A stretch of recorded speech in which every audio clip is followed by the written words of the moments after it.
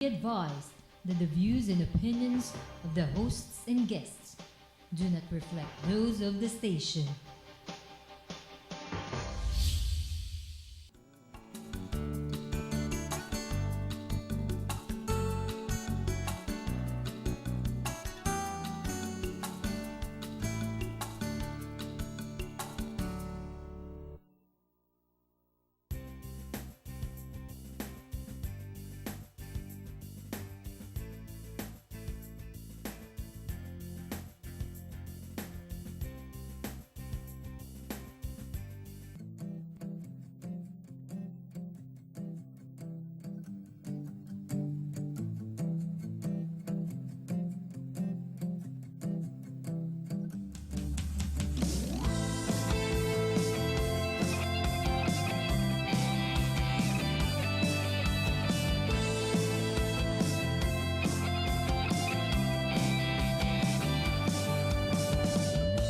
Nagbabago na ang panahon, di na katulad noon.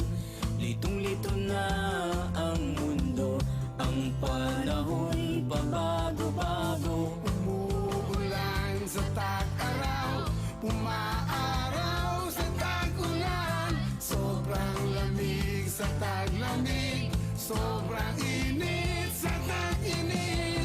Ang klima ay nag-iiba, ang daigdig ay uminit na.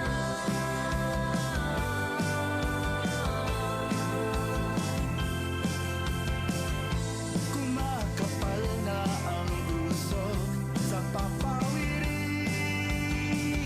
Hirap na huminga ang daigdig. Oh Diyos ko, katapusan na naman ang mundo. Oh Diyos ko, sana kaya magtatago. Oh Diyos ko, maglalang na lang ba ang mundo?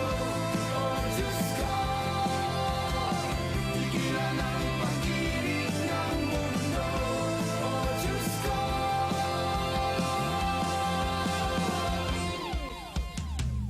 naranasan na natin ang mga nararahas ng nabagyo. Nasaksihan na natin ang mga buhawi, ipo-ipo. Labis kong bumuhos ang ulan, labis kong uminit ang araw. Humahaba ang tag-init, umiikli ang tag-ulan. ay paiba-iba, ang daigdig ay Good evening, ladies and gentlemen. Welcome to Philippines Uncut. I'm your host, Buddy Kunana. And on this show, we talk about everything under the sun. And tonight, we once again talk about the environment, as this is part 2 on our special on Greenpeace. Now, last week, we talked about Greenpeace and genetically modified organisms. Today, we talk about climate change and toxics. Now, our guest for our first segment is Attorney Zelda Soriano, and she's the Greenpeace Southeast Asia Regional Political Advisor. Attorney Soriano, welcome to Philippines Uncut. Good evening, buddy. Yes, good evening, and thank you for coming to the set tonight to talk about climate change and also GMOs. Okay. Yeah. Because we're going to touch on that a little bit Topic of interest. tonight. Yes, ma'am. Now, to begin our discussion, a little introduction about yourself, Attorney. Tell us about who is Attorney Zelda Soriano. Okay. Medyo I came from a social justice and human rights movement na tinatawag before joining the environmentalist movement. I feel na they are very much linked. So, to call for environmental goals, you also have to consider social and other development objectives. So, parang I am coming from these linked movements. At I am working in the context of Southeast Asia. That includes, of course, the Philippines. So, ang nature ng aking trabaho is more on trying to analyze policies, existing policies, and if there are policies that need to be reformed, or if there are no policies that will address certain issues, in behalf of Greenpeace, I try to lobby governments and push for those policies. And of course, link Greenpeace business sector, governments, and academic institutions for environmental goals or Ang dami pa lang campaigns. hinahawakan. So, mukhang, it sounds very broad, ha? Your duties and responsibilities. But my question to you is, okay, coming from a social justice background, what brought you to Greenpeace? As we all know, Greenpeace is an environment NGO, an NGO really right. advocating environment protection and all that. But what brought you to this advocacy? Kasi yung social justice, marami ng, I'm sure it's not one of, of causes. There's no one of causes. There's so many causes to fight for, and when you talk about social justice. Yeah, well, one very obvious, one realization that I've had while in the social justice movement is that environmental problems and natural disasters, they aggravate poverty, and at the same time, poverty is the major reason for vulnerability of the people to natural disasters and environmental problems. So, in dealing with social problems like poverty, you cannot avoid dealing with environmental issues. So parang I've been convinced easily, to jump from one issue to another and even join the issues in a common advocacy. Yes. So parang yun ang Oo. convinced din sa akin to join the environmental Oo nga, very link nga talagang dalawa. Example, during yung Typhoon Maring or the Storm Maring, di ba? Sino yung Right. yung nag-suffer talaga sa ating bayan? It was a member of the poorer communities, di ba? Sila That's talaga yung right. nabaha, sila talaga yung nasira yung mga bahay, yung mga communities sila were really napinsala. So very That's linked right, really, that's right. so as you said, di ba, social justice and environment. Now, let's talk about Greenpeace. Kasi alam nyo, last week, Boba Conges was here, and she's the country program director of Greenpeace. Yes. And we talked about GMOs, and we talked about Greenpeace in general. But for those who are only tuning in tonight, ano yung Greenpeace? Quickly. Oh, campaigning organization siya. Based siya sa Pilipinas, meron din sa Thailand, meron sa Jakarta, and our regional office is based in Bangkok. Ang kanyang mission and vision is to influence behaviors, mindset, to change them for the protection of the environment and for the promotion of peace. Kaya yung green ay karugtong siya ng peace because of those two advocacies, promotion of peace and environmental protection. It is an independent campaigning organization, independent in the sense that in terms of getting funding, we don't rely on, or we don't accept any grants from governments and also from corporations. So, pwede kaming mang-away ng gobyerno kung hindi namin gusto ang Hindi tali yung polisiya kamay niya. nyo. Hindi Pwede, kayo tali. yes, Oo. and we could also challenge corporations if we disagree with their procedures and their policies. Tapos we use research, we use documentation, expose, we also use lobbying, quiet diplomacy, and public communications. And our very popular brand, we use non-violent direct action Yun. to increase the quality or improve the quality of public debate. Yeah. Kasi through dramatic, high-profile, non-violent direct action, these are opportunities where you get the people's attention Exactly. and the government's attention Exactly. in a very dramatic fashion. Exactly. In fact, last week, pinag-usapan namin ni Bo yan. And I said, some of the activities of Greenpeace, lalo yung non-violent direct action, may pagka-grandstanding ng konti. But as I mentioned to her, I see the value in that kasi minsan kailangan talagang i-shock mo yung mga tao para mabukas yung kanilang awareness about the advocacies na ini-espouse ka ninyo, di ba? Yeah. Na ordinarily, baka hindi nila pansinin, but Right. because of you make it dramatic, siya, yung topic, It napapansin captures siya. attention, Oo. yeah. Okay, let's now go to GMOs. Kasi quickly, I know you're very involved sa genetically modified organisms. Quickly, ano yung GMOs? I-define natin para sa mga nanonood ngayon. Okay. Para mas klaro siguro, Yes. gawin natin example yung talong, which is a very controversial genetically modified organism or GMO. So ang talong na genetically modified, sa itsura niya, it's a common, Mukha siyang your talong. typical talong. Mukha siyang talong. Typical traditional talong. Oo. Until scientists manipulated, inserted a gene which came from a soil bacterium. You are a doctor, Buddy, so you know you're familiar with that. A gene from a bacterium inserted to an eggplant makes it a very different species now after the genetic manipulation. The purpose of that genetic manipulation, bakit daw in-insert yung gene na yun? Para yung desired gene from the bacterium, which is to produce toxin that kills certain pests, pag in-insert yung gene na yun, the eggplant itself will develop that trait. Kasi di ba yung traits So hindi mo kailangan... dictated by genes yan eh. You don't need, allegedly, sprayable pesticides. Kasi you don't need, yung product mismo, meron will na siyang produce panlaban toxins, sa pest, sa insekto. Right.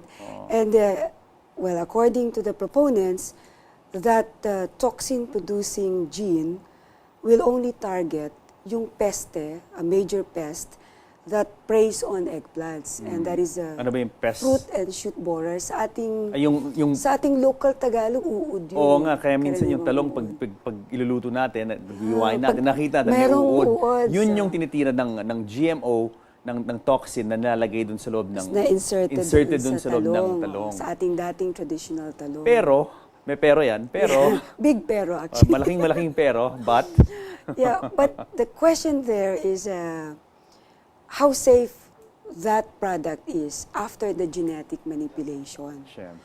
At ang safety issue, hindi lamang patungkol dun sa humans. Ganon din sa animals na maaaring makakain noon or in many other ways other than eating, ay makapasok sa system ng animals, ng humans. Tapos epekto rin niya dun sa ano ang pwede niyang effect dun sa kalahing talong. Of course. Kasi di ba may mga talong na edible, may mga talong na hindi nakakain, merong tinatawag na wild relatives na talong. Magkakamukha silang talong pero hindi lahat makakain. At syempre, pag pinagsama-sama Magkakahawaan yun, ba hindi yan? mo alam, di ba? Kung Yes, anong that's epekto it. talaga. So parang that's another safety concern. At ang isa pang concern doon, yung bang availability ng genetically modified talong na yan, tulad din ba yan ng traditional talong? Yan ba'y may nagmamay-ari? Is the gene inserted there a patented one? Siyempre, Because if it is a sasabihin nila, patented oo. one, then it will have some acts of ownership or exercise of ownership na may epekto sa presyo, sa volume ng isusupply, market control, at affordability ng mga magsasaka na gustong magtanim nun. So in other words, samot-saring issues, Buddy, ang involved or associated with a simple genetic manipulation of a typical traditional talong. Ako lang, attorney, bilang isang consumer na mahilig ako sa talong, ayokong kumain ng talong, kahit ang bagay for that matter, na may ingredient doon sa loob ng pagkain na nakakapatay Of ng course. ibang ng ibang organism. Kasi natakot ako kung ikaw yung sabi mo nga, yung uod nga, pinapatay nito, ano mangyayari sa akin What kung could be the kinain ko? effect? Anong effect sa akin ito? Siyempre, kasi designed to kill nga another organism yan. Tapos Right, kakainin right. mo, di ba? Hindi mo Well, alam yung effect. actually, totoo yan. And a prudent mind would have the same position. And we share that position. Kasi sa amin, parang we are standing by the precautionary principle.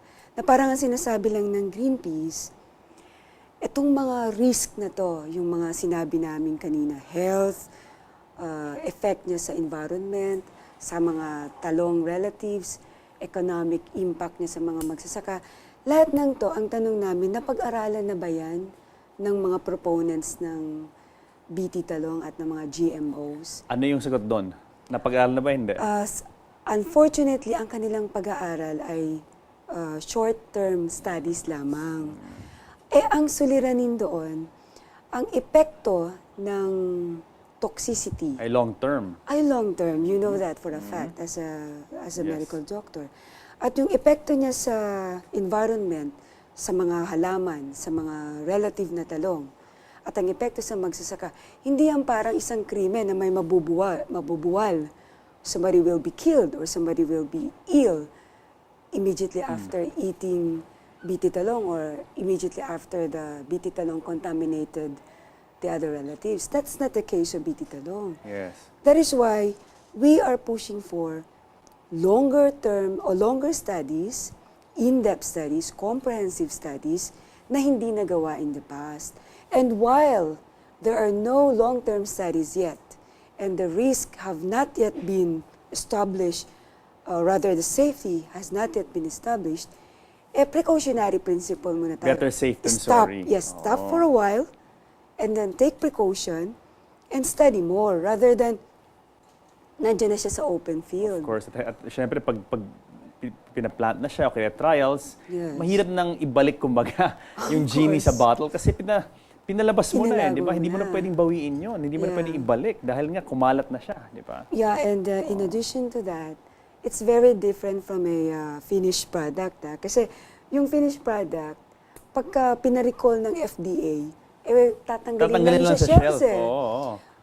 But in the case of living organisms like Wala a na, BT oo. talong, paano mo ma-recall Yung ecology ang mababago na. contaminated environment? Yes. Yeah. Yes. And that is why precaution is of utmost consideration in this case. I understand, Attorney, Greenpeace has succeeded in blocking yung field trials.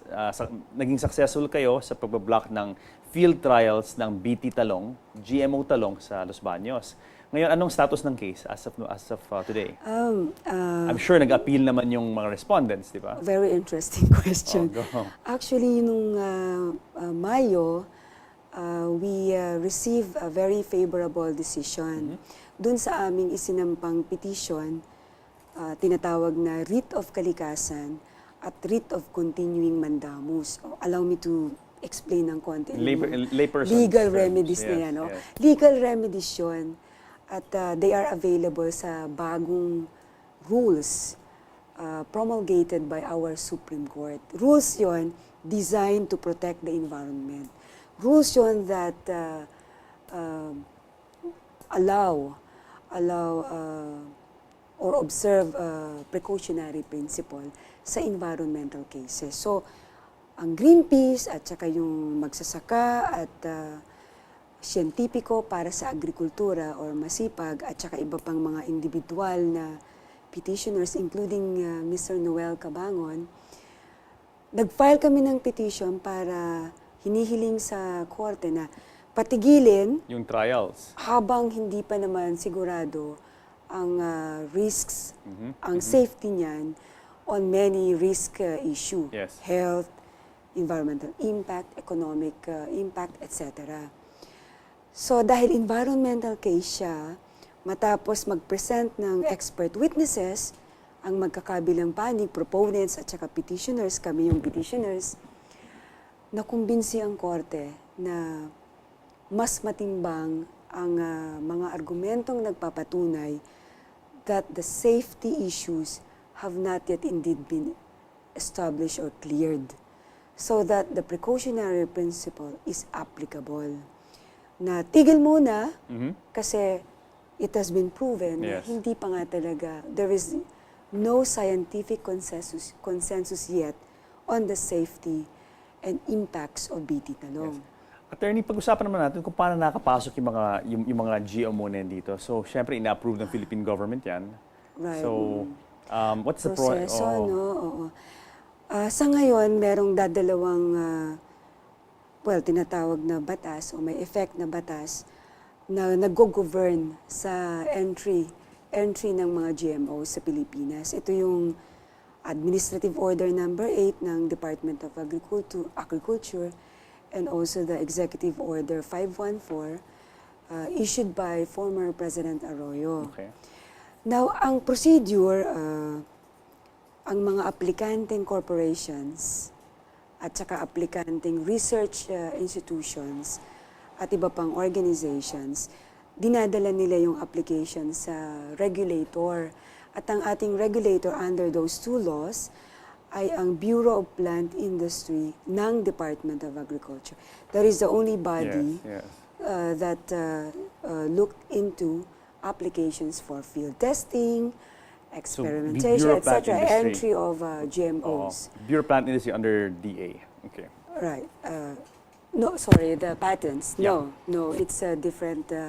And Depending it's not, approval, yung Bureau of Plant Industry, sabi niyo nga. ang kanyang binibigay na equivalent to patents, kung gusto mong tawagin ganun, biosafety permits. Okay. Yun ang Okay. tawag nila. Okay. Ang problema dun sa procedure na yon ay yung requirements bago ka issuehan ng permit. And the requirements do not meet the standards of precaution. Kasi ang requirements lang information sheets na ipapaskill sa barangay kung saan i-host yung field testing.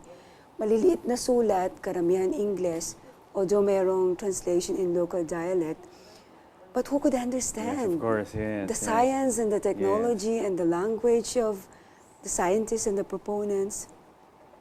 Yung public consultations na tinatawag nila, propagation ng kanilang GM products. It's not even a fair and objective presentation of what are the risks and benefits of the GMOs. Puro benefits ang Yes. ano. So that is the problematic procedure. Now, Attorney, I understand that you are also pushing the 2015 climate Yes. challenge. Ano naman to, Attorney? Oo. Ito kasi yung parang concern din ng Greenpeace. Okay. Kasi sa 2015, most Southeast Asians must have heard, ang ating gobyerno very vocal about this, na they are targeting the Association of Southeast Asian ASEAN. Nations. They are targeting a regionally integrated market. Isang single economic community Okay, daw so- para sa 10 bansa Okay. sa 2015. So, ano objective na po ng 2015 climate challenge? Ang aming challenge that we are putting forward is that how low carbon, how climate change resilient is this economic community that the ASEAN is building in the light that climate change is now the #1 environmental problem, not only of the Philippines but also of the entire planet. What are the activities here? I understand sa September 15, meron kayong magandang event na Oo. to highlight nga itong... To highlight the climate change impacts, merong bike ride na magaganap sa Quezon Memorial Circle sa September 15. At inaaniyahan namin ng lahat if they could participate in that bike ride. That is a way of expressing our concern for the climate and also our concern for the Filipinos and call for climate action in the light of serious impacts ng ating runaway extreme weather events na nararanasan na natin. Yes, itong bike ride, saan po mag-uumpisa to? At mag-end siya sa Quezon Circle, pero yung umpisa nun, asan pwede mag-join yung mga tao? I think the assembly point is there at Quezon Circle. Quezon Memorial Circle. Okay. Now, Attorney, would you like to say something to the audience? Because we're going to say goodbye to you after the first segment. Kasi yung kapwa yung, your colleague from Greenpeace, My Ali colleague, Aguilar, yes. will join us. But would you like to say something to the viewers? Yes, Buddy, salamat. Thank you very much for this opportunity. And yung pong climate change problem is something difficult to understand. And currently, our government, parang in our thinking, in our observation, kulang pa yung awareness ng mga Pilipino at kulang din naman yung efforts pa nating gobyerno to really inform the public ano yung climate change impact. So, we're trying to contribute as Greenpeace, pero ang hiling po namin sa ating mga mamamayan, if they have the chance to visit our website, visit our office, or manood po kayo ng mga ganitong conversations para po maunawaan natin ang issue na to na sa totoo lang, it strikes the very the heart of our everyday life. Of course. Kaya lang hindi hindi sapat ang ating diskusyon.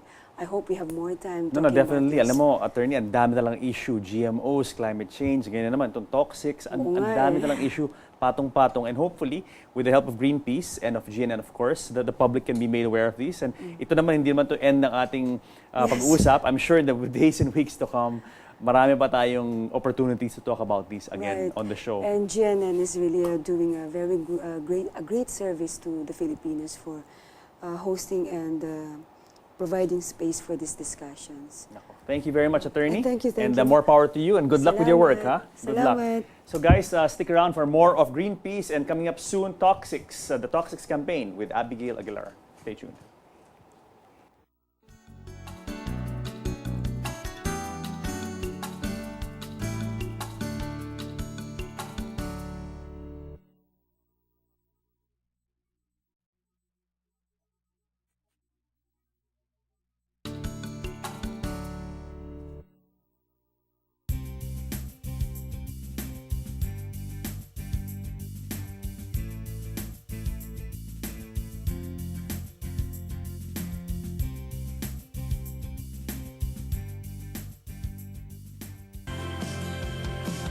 At sa magkabilang polo ng mundo, nagtitibag ng malalaking tipak ng mga yelo. Oh Diyos ko, katapusan mo na ba ng mundo? Oh Diyos ko, saan na kaya magtatago? Oh Diyos ko, maglalaho na nga ba ang mundo? Oh Diyos ko, pigilan ang pag-init ng mundo. Oh Diyos ko.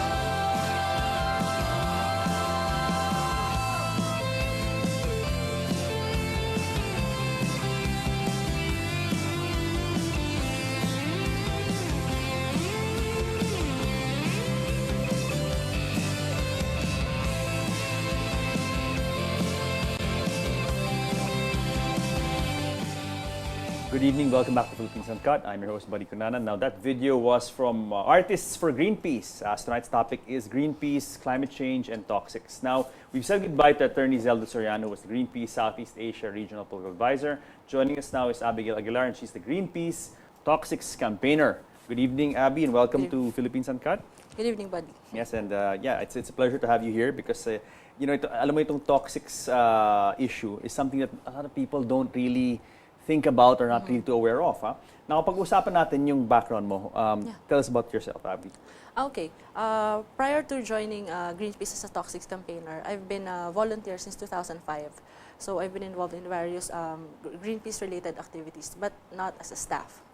Okay, so prior to that, I've been involved in the anti-mining coalition work in the Philippines and also in various forestry and indigenous peoples issues. I understand you're also from UP, like Attorney Soriano also, Yes, UP. UPLB. UP. So talagang UP loaded talaga tong Greenpeace, no? What brought you to you know, these environment advocacies? Well, I came from Mindoro. Okay. So, first exposure ko is basically on the mining issues in Oriental Mindoro because there was a large nickel company that's threatening to enter our province. So, basically, yung advocacy lang came locally. And then I moved to Manila. So, yun, it all started there. Yes. Now you are the Greenpeace Toxic Campaigner. What does this mean? I mean, what is your job description? Okay. So basically, the toxics campaign of Greenpeace is at present is highlighting the toxics pollution caused by industries, specifically in water. So sa ngayon, ang focus namin is pollution on freshwater bodies, rivers, lakes, especially here around the Metro Manila. Okay. Now, I'm going to read you something.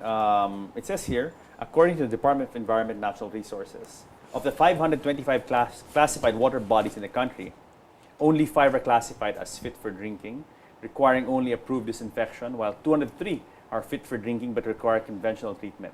In total, less than 40% of classified water bodies are is considered potable. Yes. Okay, now, let's talk about ano itong 525 classified water bodies. Ito bang sinasabi, like rivers and streams and lakes? Yes, of course, alam naman natin yung source talaga ng water natin ay yung mga watersheds.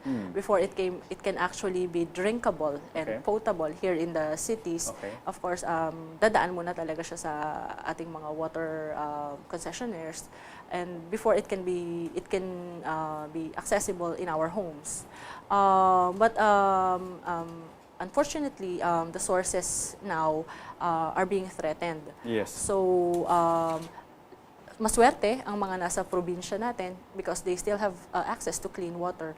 But even that is being threatened because okay. of various environmental issues and threats to the watersheds, which are basically the source of drinking water everywhere in the Okay, Philippines. define what is a watershed. Watershed is, of course, it's in our forests. Basically, that is where our waters here in the cities come from. Okay, tell us why, as lay people, why is our water coming from forests? Because I want to highlight the importance of maintaining forests. Yes, it's important that we take care of our watersheds because, as I've said earlier, this is where our water resources and waters from our homes come from. No, but explain to the audience, okay, why is it that water comes from forests? Why? Of course, the forests, the trees. This is where, recently the issues where the illegal logging and all that mining activities in the forests threaten our forests, our trees. Yes. Of course, the more trees that there are more trees that can hold and handle the water sources that eventually runs to to the cities where, of course, there are more people. So in layperson's term, Yes. the water is locked in Yes. to the ground by these forests, Yes, by these trees. by these forests, and then and eventually ito rin yung pinanggagalingan ng mga tubig na siyang pinoprocess dito sa ating mga syudad, Okay. where eventually dumediretso rin sa ating mga Define naman tahanan. natin yung isa pang term, yung groundwater. Ano yung sabihin ng groundwater? Okay. Groundwater, syempre, yun yung Water from the ground. water from the ground, yes, of course. Oo.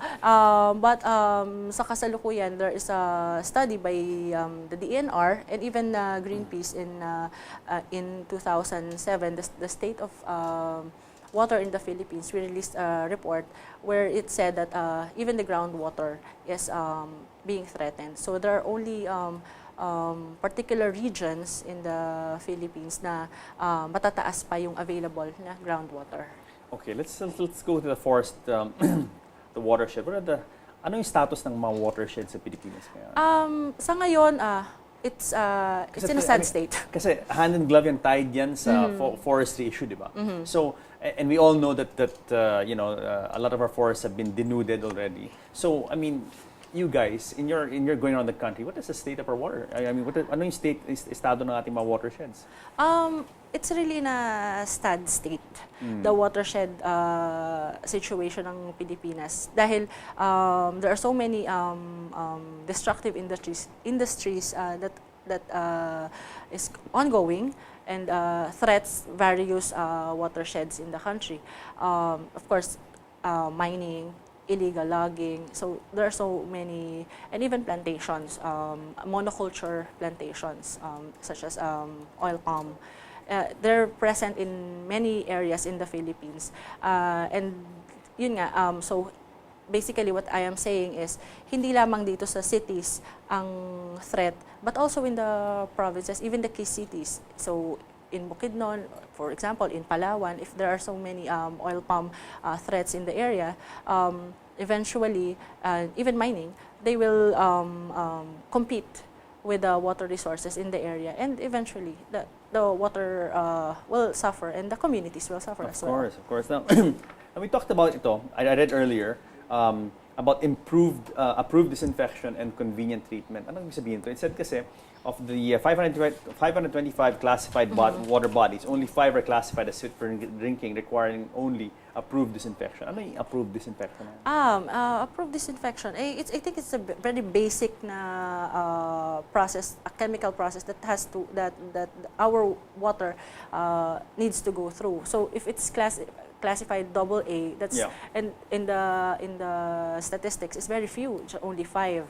Ano yung sabihin? Ito yung pristine na pristine pa. It's not really very pristine, but it still has to undergo a process Pero- for it to be, really drinkable. Pero okay, so what's the difference between Class AA and Class A na conventional treatment? Okay, so Class AA, as you've said, is requires only very simple disinfection process. But the Class AA, it requires more, not just plain disinfection. It requires sedimentation, filtration, and all those other processes. More processes needs to be undergone before it can be really potable. Oh, it says kasi in total, less than 40% of the 525 Yes. water So, bodies are considered potable. No? yeah, so yun nga, that is already DENR data that says that. And of course, we at Greenpeace actually agree to that, and that's it highlights the current situation of our water, which is really very in a dangerous state. Yes, yes. So I mean, how would you classify? Okay, because we threw out there so many figures and stuff. How would you classify in general? I mean, what is the state of our water resources? I mean, is there a shortage? Is there a really significant threat to our water resources? There is at a the moment? significant threat. And what could be the effect of this? The effect of this is, of course, human life and the ecosystems is at stake because everybody depends on water, right? No, pero okay, Abby, for our viewers watching, Yes. alam mo, I want to bring this and make them realize what an important problem this is. But how does this impact our lives? Because okay, fine. I mean, we talk about water sources being threatened and potability issues and stuff like that. But like, ano epekto na to sa taong bayan? Well, of course, everybody needs water. Drinking water, for cooking, for our home use, for agriculture. But everyone seems to have enough. I mean, like, It I just- personally, in my household, Well, I I don't really think experience it any just water. seems apparent now, pero we can't just rely on what we have now. We have to be very vigilant and careful in how we address water issues now, because in the future, it's just not only us, but the next generations. Yes. So what we do now will eventually trickle down to the next generation. No, but I mean, what are the forecasts of Greenpeace? Do you guys have any forecasts? Like, what could happen if you don't address this problem? What could happen 5 years down the road, 10 years, 20 years? Well, of course, it's very generalistic in a sense na we need to act now in order to prevent further water scarcity in the future. But stating facts, for example, the state of water resources in the Philippines, the Greenpeace report that we published in 2007, and also DNR data say that in year 2025 there will be water deficit. And in these That's what I mean. in both Okay. reports, Okay. it identified areas in the Philippines. Where there will be a water deficit Yes. in 2025, like Yes. a clear lack of water resources Yes. by So 2025. and by then, of course, we would be expecting bigger, much higher population than what we have now. Yes. So in that report, I if I may just mention, some of the areas that were identified to have Go. Yes, I'm very interested here. to have water the deficit, yeah. by year 2025 are the areas around Metro Manila, Go. Pasig and Laguna, Okay, Pasig, Laguna. and then Pampanga Agno Okay. River, in Benguet, in the Cordillera region. Okay. Na talagang, I mean, there's always been a water problem there. Yes, Yeah, okay. and of course exacerbated by the mining. Yes, and population activities boom there, as well. Of course. Yeah. Yes, and also I think in Metro Cebu. Yes. Well, Cebu is always, again, yung unang tatamaan are those areas that have been traditionally, may problema talaga sa tubig. But Yes. more so, as you said, by 2025, all these areas, the problem will even be compounded. Water deficit na siya. Yes. Not just shortage, deficit na. Deficit. Okay. Abby, what is the biggest threat to our water? What are the biggest threats to our water resources? As of now, it's really water pollution. Okay. Well, water pollution comes in from different sources. So it's not just domestic, which is the highest, from the Garbage. households. And then the second is agricultural pollution. It comes from the pesticides and all those fertilizer use. And then the third is industrial pollution coming from facilities, from the factories. And we all know that most industries are located in urban areas. So aside from that, there are also other, we call it non-point sources, such as mining operations, mining spills, oil spills. Yeah, yeah. But okay, let's talk about house. Okay, you mentioned different types of water pollution, and the number one you said was household. Yes. But actually, there's been a lot of initiatives already to raise awareness on households. Let's segregate our trash. Let's go recyclable, diba? Yes. Recyclable, right? Let's Yes. not use plastics, blah blah blah. But okay, let's talk about industrial. In Greenpeace's experience, what is the practice or what's the state of industrial pollution? Kasi alam mo, marami hindi nakakapansin itong industrial pollution. Of course, it's very high. It's really threatening here in Metro Manila, where industrial pollution happens, and it directly pollutes the bodies of water of major river systems, such as the Marikina River System, the San Juan, the Pasig, and even the Laguna Lake. So it's quite. Are there regulations in place to make sure that these factories and companies adhere to certain standards of waste disposition? That is what Greenpeace is lobbying for. No, but there I mean, is- your experience going around, Yes. what have you observed from these factories? Sumusunod ba sila sa dapat nang gawin ayon sa batas? We think it's lacking. There are laws. There are Yeah, I laws. mean, there's the Clean Water Act, Yes, there's a Clean 2004, Water Act, and then a very long Toxic Substances and Hazardous and Nuclear Wastes Control Act. yes, and Okay. I would like to add to that the Ecological Solid Waste Management Act. So there are so many laws really in place, but always the problem is on monitoring and enforcing these laws. Okay. So basically, what Greenpeace is demanding right now is for a pollution disclosure mechanism. Currently, we are working with the DENR and lobbying for a pollution disclosure mechanism, a right to know mechanism, which we call pollutant release and transfer register. Okay. Now, tell us more about this pollution release and transfer register. What is it supposed to do now? I mean, because of this, the companies are supposed to do what if this gets approved? Well, basically, it's just a policy that that mandates them to report their chemical discharges, and the Report to who? to the government, and make the information accessible to public. Okay. So it's like anchored to the transparency and accountability thing. Yes. Because we think that since the public and the communities have the right to know, mechanisms and policies like this would exact from them more accountability and transparency, and the more information that the community has when in terms of the pollution being discharged in their areas, the more participatory, the more empowered they will be. What is your experience with the communities here in the Philippines in areas like this near industrial sites? Yes. What is the response? I mean, are they aware? Do they care? I mean, what is the level of outrage, if any, about pollution in their water system? I mean, tell us a bit about the response. Well, with the Greenpeace experience, since we are working with communities around these facilities, we are happy to say that these communities are very active. They keep monitoring the discharges in their areas, specifically because there are chemical discharges that can affect their livelihood, where they fish, where they bathe, and all these things, the water that they use for cooking and all that. Now, do these communities organize themselves into cells that they can actually monitor it, or groups to monitor it, or are they working with other NGOs? I mean, is the initiative coming from the communities themselves or from outsiders bringing it inside? Well, we can say that some are already organized.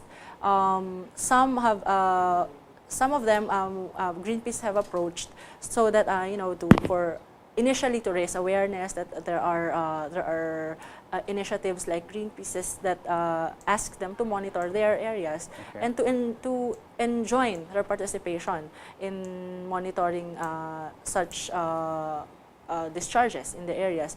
But some are organized, some are not yet organized, but directly approaches Greenpeace and works with us in monitoring their areas. On the flip side, do you guys in Greenpeace approach corporations and try to, appeal to their corporate social responsibility? I mean, do you guys do that kind of approach from the corporate side naman?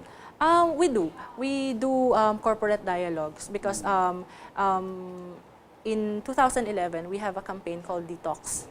Detox that is anchored on the textile industry. So basically, the campaign just demands for these global brands to eliminate hazardous chemicals in their production processes and find safe alternatives for the chemicals that they use. So we do corporate dialogue and we ask them to, go clean production. And the response from corporates, has it been favorable? Yes, mostly? yes. Good. We since Greenpeace is an international organization, so we have engaged international brands. Currently, we have 17 global brands that have committed to eliminating. That's good. Yes, it is. Alam mo, I chalk a lot of the success up to social media because, gone are the days when a company can say, oh, Greenpeace, the hell with you. Because with Facebook, with social media, they can't afford to monkey around. Otherwise, it goes out viral, di ba? Yes. And overnight, they can become a pariah corporation. Look what happened to Monsanto. Okay, now you brought this brochure. It says the state of water. Quickly, the state of our water. Can you hold it up? Yeah. Yeah. What is this little interesting booklet about? Well, this report actually talks about the water campaign of Greenpeace. So I think it included here is what I have talked earlier about on the detox campaign, where we ask global brands to go clean production, to have zero discharge, and find safe alternatives to their chemical discharges. Nabi, we are coming to the end of our show. Perhaps you'd like to say something to the viewers and also tell them about ways that they can participate in your Toxics campaign. Oh, yes. Give them information as well. Okay, I would like to call on our communities to be vigilant, in monitoring the chemical discharges in the areas and to report them, because communities need to be empowered. So if they do not report, who will know about the pollution that's happening in their areas? So, and also Greenpeace has a water patrol. If you're interested, if you're a group or an organized group or a school-based organization, a community-based organization that really just want to monitor the water activities in your area, you can join us and be members of the Water Patrol. How can they get in touch with you guys? Our website is greenpeace.org, and we're on Facebook, we're on Twitter. It's easily, you can easily just Google us and find us. Everybody's on the social media now. Yes. Abby, thank you very much for coming on the show, and really a pleasure to have you guys in Greenpeace for 2 weeks in a row. And I hope really more Filipinos get involved in your advocacies, and you need all the help you can get. Yes. And we're all in this together, Yes. and we're all working to build a better country, better community, better place for all of us to live in. Thank you, buddy. It's All right. also our pleasure. Thank you. Thank you. So guys, I hope you enjoyed part 2 of our special on Greenpeace here on Philippines Uncut. Join us again here in the show where we talk about what matters to you. You guys matter the most. I'll see you next week.